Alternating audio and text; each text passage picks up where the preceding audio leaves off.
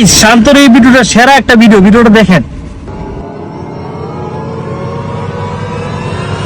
ওই আমার 2 কেজি গোশত দাওছে। আচ্ছা দাঁড়ান দিতেছি। আল্লাহু আকবার আল্লাহ। আজান দেয়া লাইছে, তাড়াতাড়ি যাই নামাজটা পড়তে হইব। ভাই আপনি গুস্তটা একটু পরে নেন, আমি নামাজটা পড়ে আসি।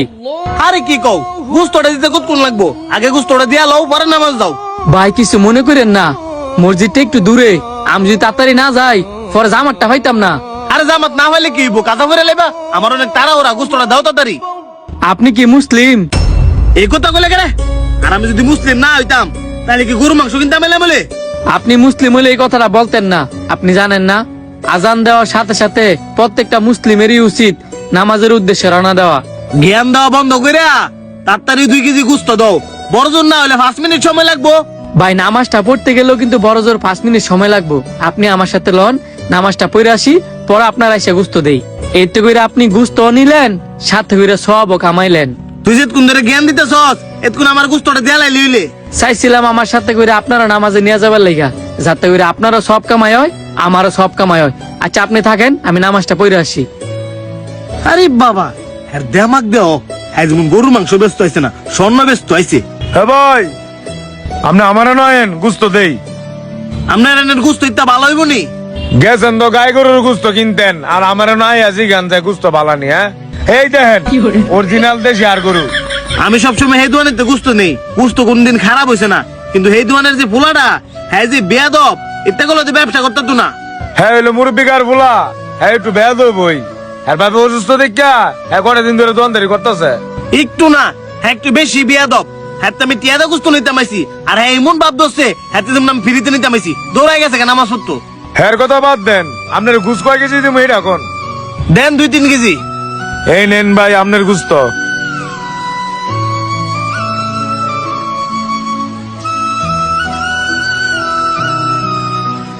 এই যে নতুন গোসাই কাস্টমার তুই আছে, নামাজও যাওগা।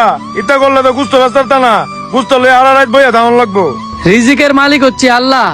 আমার তকদিরে যদি সারা রাত গুস্ত লয়ে বয়ে থা লাগে, তাইলে আমার তাই করা লাগবো। কাস্টমার ভালা তুই যাই বাগা, আবার এন্দা তোক দিরে দুয়াই দাও। এর চে ভালা দোয়ানদারি তুই ভাই যাওগা। হায় রে দুনিয়ার মানুষ, সবাই বর্তমানে টাকার পাগল। ভাই আপনার টোটাল কয় কেজি গোশত হইব?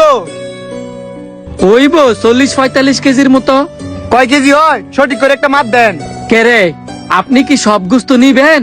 অবশ্যই নিমু। আমার বাইরের রাইতে একটা প্রোগ্রাম আছে, তো আপনি তাড়াতাড়ি সবগুলা গোশত মাপ দেন। ঠিক আছে দিতেছি।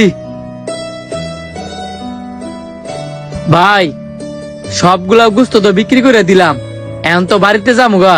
গুস্ত বেচা ভাই যাই বাগা, অনে আলা আমি কি করতাম? আপনি না কইলেন আমার গোস্ত লয়ে সারা রাত বয়ে থা লাগবো।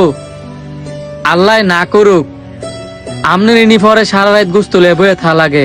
দেখেন আমরা সবাই হইছি মুসলিম, আমরা যেই কাজই করি না কে লিগা, নামাজটা ঠিক রাখলে তো আর ক্ষতি নাই। যে আল্লাহ এত নিয়ামত দিয়ে আমগরে পৃথিবীতে বাঁচায় রাখছে, আর আমরা এই পৃথিবীর লোভ লালসায় ফইরা সে আল্লাহর এই বুইলা গেছি। আমাদের প্রত্যেকটা মুসলিমেরই উচিত আমরা যা কাজই করি না কে লিগা 5 ওয়াক্ত নামাজটা ঠিক রাখ। আপনি আল্লাহরে সন্তুষ্ট রাখবেন তো আল্লাহ পাক আপনারে খুশি রাখবো। আমি যদি ভুল কিছু বইলা থাই তাইলে আমার ক্ষমার দৃষ্টিতে দেখবেন। আমি গেলাম, আসসালামু আলাইকুম। ভিডিওটি কেমন লাগলো অবশ্যই কমেন্ট করে জানাবেন, আর ভালো লাগলে বেশি বেশি করে শেয়ার করে দিন।